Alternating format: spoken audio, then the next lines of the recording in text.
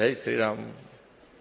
કેટલી મોટી વસ્તુ છે કે આ વખતે પહેલી વખત રામનવમીના દિવસે આપણા ભગવાન શ્રી રામ મંદિરમાં બિરાજમાન છે. 500 વર્ષ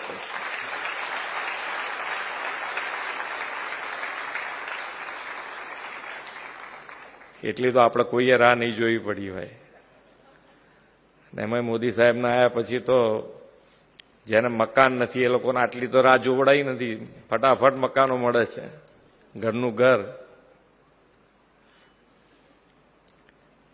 પણ આમ સિરિયસ ના થઈ જશું કે એવું આપણે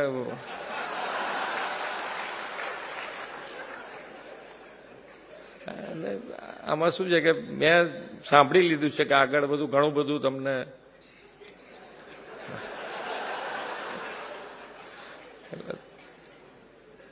પણ કાલે હું એક મીટિંગમાં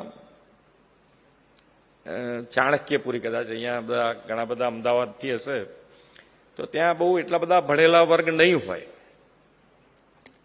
પણ છતાંય